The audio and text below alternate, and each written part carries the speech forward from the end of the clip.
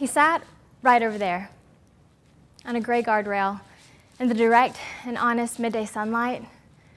And his worn and worked hands held a cardboard sign that said, "We'll work for food," in bold black letters. I was still a child, around 10, and my first reaction at seeing a homeless man was to look away from him. For me, not seeing a problem meant that I could believe there wasn't a problem. And now that I'm a little older and a little more observant, I see that this is still far too common a reaction. And the strategy of not looking, not seeing a problem, it worked, for a time at least. And what also worked to stave away the pain and the guilt at seeing another human being suffer while doing nothing on my part was simply distance. And it wasn't just a physical distance, though that did help. I distanced myself by somehow convincing myself that the homeless were another species, and I put them into these neat little boxes of assumptions and stereotypes, and this is easier, this is safer for me to do. And again, for a time, this worked. But then that time of blissful ignorance and arrogance came to a crashing halt. It was a day that I'll remember for the rest of my life. 4 girlfriends and I had just come back from First Friday and exploring downtown Raleigh, and we're on our way back to our car. And as we were making our way, we passed a homeless man sitting on the sidewalk. And as I passed him, I felt the familiar, don't look, just keep walking. And as I passed him, I felt a little bit of relief. But just as that relief was washing over me, one of my friends, Crystal, stopped and spoke into the night. Wait, that was a living person we just passed. So she turned right around and she walked up to the man while I and my friends kind of hung back, sort of uneasy tension in the air. And Crystal walked up to the man and she asked for money to buy food, but she didn't have any money, so she offered instead an orange and granola bar that she had. But the man insisted on money, and having none, she said goodnight and returned to our group. And as we were walking back to our car, I knew that one instant, in the cool evening air, that something had changed. Why did I look away from or ignore the homeless? Why does most of society look away from or ignore the homeless? Did I really believe I was somehow better than these men, women, children who had to live on the streets or in shelters? Oh, dear God, did I just not care? But I mean, why should I care? It wasn't my fault these people had to live on the streets. I mean, they could each live the American dream and pull themselves up by their bootstraps and rise out of homelessness, right? Wrong. Oh, how wrong and misguided. So I started spending time at Moore Square downtown, a place many of you may be familiar with Crystal. And we got a few curious stares at first. Why were we out there talking to people? Why were we talking to the homeless? And one of the first men that I met, Charles, asked me, was I out there for a project, for a class? What was I doing? And I told him no. This is exactly where I wanted to be. So after a while, Charles and another man, Todd, that he was with, started opening up about themselves. And the stories that they told were not the stories I had assigned to every homeless person. They worked when they could. They weren't into drugs, and they didn't have a mental illness. And the more homeless people that I got to talk to, that I got to hear stories from, the more I realized just how gray it all was. There's not just one face to the homeless. I did meet people who suffered from mental illness, but I met people who were wise and who were kind and who were gentle. And I did meet people who were into drugs and who didn't have the best of intentions. But I met even more people who were welcoming and who wanted to teach me hard life lessons that they had learned to spare me, a stranger they had just met, the difficulty. One of the more important things that I realized is that the homeless, this other species that I'd come up with in my mind, their mothers, their fathers, their sisters and sons and friends and lovers and dreamers, just like everyone else I'd met. I met one man who called himself the Colonel because he watched over the community at Moore Square. And the Colonel lived in his truck himself, but he also came to Moore Square to spend time with the community, to hand out food. And that one afternoon, I was one of them. And so we shared turkey sandwiches, and we got to know one another a little better. And I learned how to play craps. So the Colonel is a tall, kind, white, older man with silver hair who lives in his truck himself, but who also hands out food and who took the time to get to know a college student. And I think, how exactly is that different from anyone else? There's just so much gray area. So why do we think the way we do? Why do we do the things that we do? There are three ideas that help us to understand our actions a little bit better, and they are the minimal group paradigm, outgroup homogeneity effect, and illusory correlation. So imagine you are on a playground and you see 5 little girls who are wearing blue shirts and they all have ponytails up. And a little boy and another little girl come up and they want to turn on the swing sets too, but the 5 little girls keep switching swings with one another and just aren't willing to accept these outsiders. Hopefully we don't hoard swings today, but we still exhibit this sort of behavior to some extent. And this is the minimal group paradigm in which we see a distinction between groups. It's having this us-them mentality, and we show favoritism for members that are like us, members within our own groups. And this is a normal human tendency. It helps us to assign order and structure to our lives, and it helps us to build bonds with people that are most like us. But while we build bonds with some, we also build walls and divides against those that are most unlike us, the them that can teach us the most. So that's minimal group paradigm. I remember when I was younger being told that I shouldn't hand out money to the homeless because they don't work, they don't deserve it. They would just use it to buy drugs and alcohol anyway. And this reassurance from an adult helped me to feel a little less guilty about not helping the homeless. I mean, of course, I didn't want to support laziness or bad habits.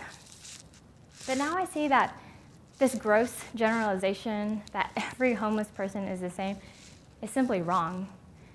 It's almost like saying, oh, all Asians are the same. They all love rice and are super good at math.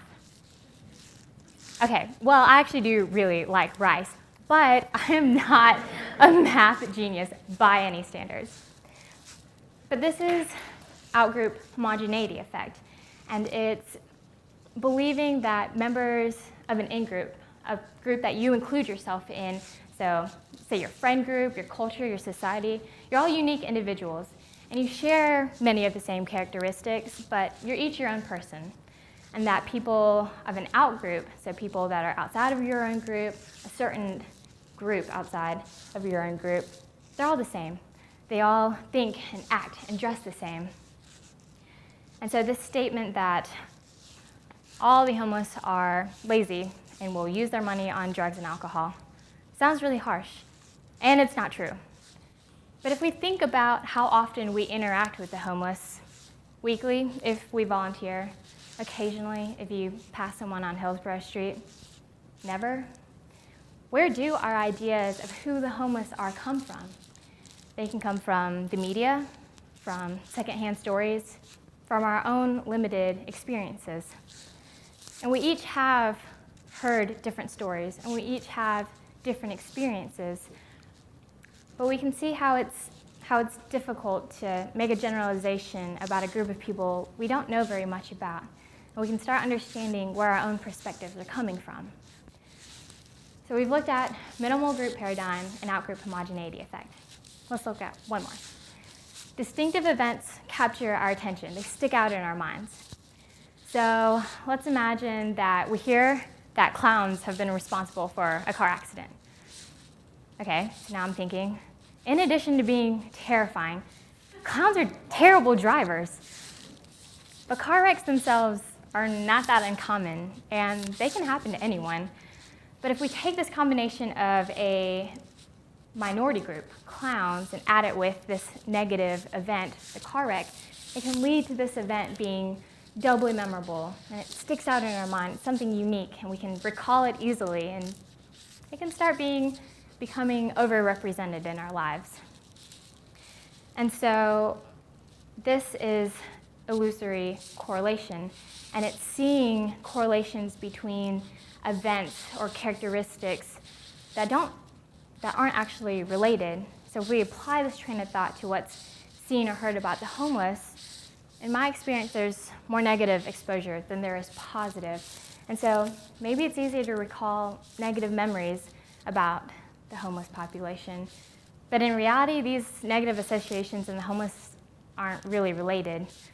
Just one more quick example is thinking, okay, more crime happens during a full moon. People just get the crazy guys. But if we look at the number of crimes that happen on a full moon night versus any other night during the month, we would see that it's not necessarily true that all the crime happens on this one night during a full moon. But it's unique and it sticks out in your mind, and very bizarre. But it can lead us to think that this event is true when in reality it's not. We think it's overrepresented in our minds. And so these three ideas, minimal group paradigm, outgroup homogeneity effect, and illusory correlation, you guys are gonna have this down pat by the end of this.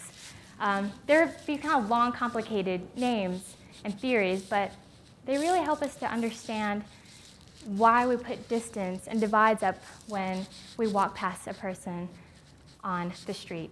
And honestly, we don't just do this with the homeless population. We do this with people we've never met before. We do this with our coworkers, our classmates, even our friends sometimes. And it can be easy to put people into these neat little boxes and assign a black and white story to them than it is to be vulnerable, to hear someone's story that can shatter that black and white world. That man on the gray guardrail in the direct and honest midday sunlight is a father of two who lost his job and is just trying his best to get by now. I asked you earlier why it was important, why we should even care about breaking barriers, breaking down our stereotypes. We each put up our own barriers against other people, but we each have our own barriers to overcome, whether it's age or gender or race or physical ability. And we all judge, and we all are judged by the stereotypes that we ourselves get labeled with. Imagine what it would be like if we were just a little less quick to judge, a little less judgmental, a little more willing to be empathetic and kind and understanding towards one another. I have a friend from Governor's School who shared last summer an experience of her offering just a bit of kindness to a homeless man she had just met. And after hearing his story, getting to know him, she let her assumptions go that she had earlier. And she wanted other people to be able to do the same thing. Just take a minute to listen to a story and to let go of your assumptions, what you thought you knew from before. The proverb goes, be kind, for everyone you meet is fighting a great fight. My intention here today is not to convince you to spend time with the homeless or to befriend every stranger that you meet. So I would say try if you get the chance. Offer to buy lunch and have lunch with a homeless person if the opportunity arises. Get to know that classmate or the coworker that you've never spoken to before. Ask your best friend what their life was like growing up. You never know what you'll learn. You never know where it could lead. My challenge is not for you to end homelessness, and it's not to change the world. But I do ask something even more daunting. Ask that you change your world and how you see and interact with it and the fellow human being that you share it with. I started breaking down my barriers and stereotypes with the homeless community. And that led to me being able to break down my barriers and stereotypes in other relationships in my life. But maybe that's not where you'll start. Maybe that's a big step. Maybe you'll start with challenging what you know or what you think you know about a certain culture. Asians, with a gender, with a certain age group. What's important is that you start. And even more importantly than that is that you know you can start. You have that ability. Gandhi said to be the change in the world that you wish to see. Will you be brave enough to start your own journey of change? Thank you.